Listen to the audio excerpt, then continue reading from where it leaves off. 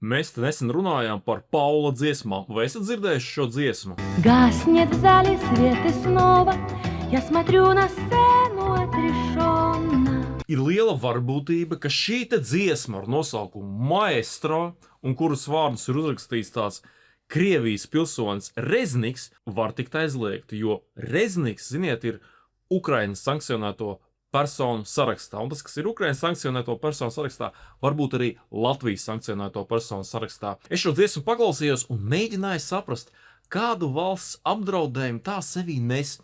Un beigās es sapratu. Iespējams 3 lietas. Iespējams, Latvija apdraud cilvēkus, kas sēž 8. rindā un klausās maestro mūziku. Я в 8 ряду, меня узнаете вы, маэстро. Nevis ekonomikas problēmas, nevis Rail Baltica, Air Baltica, miljārdu izpļakarēšana, bet klausītājs 8. rindā, kurš nedod Dievs vēl sāks dziedāt līdzi. Nu te jau valsts drošības dienestam ir jāsarosās. Iespējams, vēl dziesmā tiek aicināts maestro uz mirkli aizmirst par orķestri. Вы хотя бы раз, всего лишь раз, на миг забудьте об оркестре.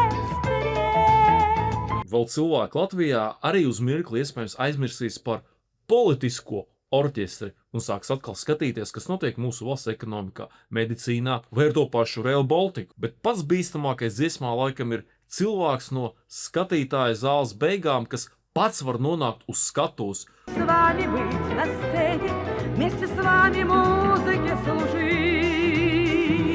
Nu tas jau vispār ir demokrātijas apdraudējums. Iedomājieties, arī Latvijas iedzīvotāji izdomātu, ka viņiem nav visu mūžu jāsēž 8. rindā, jāaplaudē, jāskatās, kā mūsu politiskais maestro, jaunā vienotība, diriģē. Skatoties uz to visu, nāk prātā, ziniet, senā Roma, ja pilsētā ir nabadzība un neapmierinātība, cilvēkam var dot bezmaksas graudus un grandiozas izklaides, kā gladiatoru cīņas, sacīkstes. No tā arī radās tas zināmais apzīmējums maizi un izpriecas. Problēmas nepazuda, bet cilvēku uzmanību varēja aizņemt ar izrādēm un šoviem. Ir pagājuši gandrīz 2000 gadu, Kolizēja mums nav, gladiatoru mums nav, bet mums ir Paula dziesmas, ar kurām mums ir ļoti, ļoti cītīgi jānodarbojās.